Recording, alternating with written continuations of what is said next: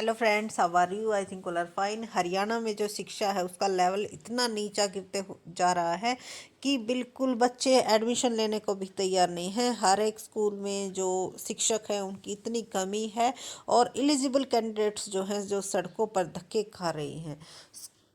तो उसके बारे में शिक्षा मंत्री कंवरपाल गुर्जर जी ने क्या बताया, उन सभी के बारे में जानेंगे डिटेल में इस वीडियो में। उससे पहले अगर आपने हमारे चैनल को सब्सक्राइब नहीं किया है तो प्लीज़ चैनल को सब्सक्राइब करना न भूलें। तो ये जो देख प्रदेश के 63 स्कूलों में एक भी शिक्षक नहीं, बच्चों ने दाखिले से मोड़ा मुंह।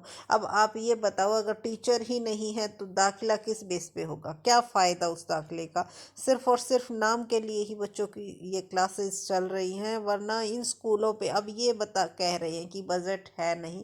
तो जो 63 स्कूल हैं इनको ओपन करने का मकसद क्या था? इनके ऊपर इतने पैसे जो लगाए गए उसके पीछे क्या उद्देश्य था?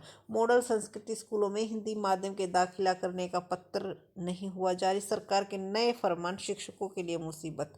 तो इसके बारे में खाली पद भरने की चल रही प्रोसेस, कंवरपाल गुर्जर ने क्या कहा है? एक और आश्वासन दिया है कि भाई जो प्रोसेस अब वो चल रही है, प्रोसेस का इनका मतलब क्या है, किस चीज़ से मतलब है, इस इनकी जो प्रोसेस है वो समझ में नहीं आ रही है।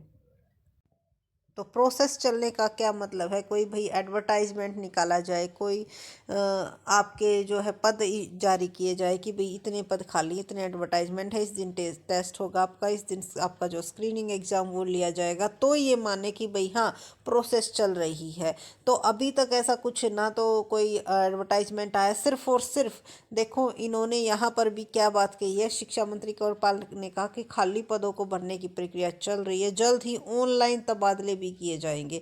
अब आप ये बताओ, एक जगह से दूसरी जगह पर अगर ट्रांसफ़र किए जा रहे हैं तो जहाँ से ट्रांसफ़र होगा वहाँ उसकी जो रिक्वायरमेंट है उसको कौन फिलफिल करेगा? इसमें स्कूलों में शिक्षकों की कमी काफ़ी हद तक कम हो जाएगी। कैसे कम हो जाएगी? वहाँ जहाँ से आप तबादला करोगे, मान लो 10 टीचर हैं और वहाँ पर 10 ही की रिक्वायरमेंट है। ये तो है नहीं कि पहले आपने जो है ओवर स्कूल्स में जो पद भर रखे हैं वो ज़्यादा भर रखे हैं। हर एक स्कूल से इस चीज़ की इन्फॉर्मेशन आ रही कि किसी में एक स्कूल है, कोई एक शिक्षक है, कोई दो शिक्षक हैं।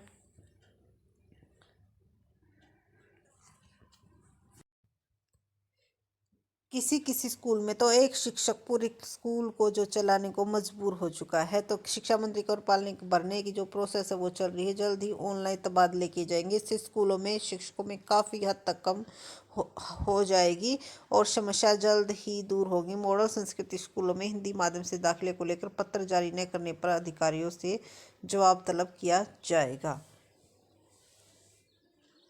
तो इसके ऊपर हरियाणा विद्यालय अध्यापक संघ के राज्य महासचिव प्रभु सिंह ने कहा कि सरकार के नए नए फरमान शिक्षकों के लिए मुसीबत बन गए हैं। शिक्षकों की कमी व बेतुके निर्देशकों से स्कूलों में नामांकन बढ़ने के बजाय कम हो रहे हैं। स्कूलों में ढांचागत सुविधाओं की कमी के साथ ही इंटरनेट भी नहीं है। शिक्षकों का प्रशिक्षण का अभाव। शिक्षा मंत्री के गृह जिले में ही स्वीकृत पदों के मुकाबले में 1/3 से अधिक पद खाली है। 100 से अधिक खंड शिक्षा अधिकारी और मुख्य अध्यापकों 2500 से अधिक मौलिक मुख्य अध्यापकों की कमी है। नू में इतने शिक्षकों के पद स्वीकृत है और इतने कार्यरत है। ये बताओ, बिल्कुल जो डबल हैं वो खाली हैं। सरकार स्कूलों में डाटा एंट्री ऑपरेटर भी मुहैया कराए।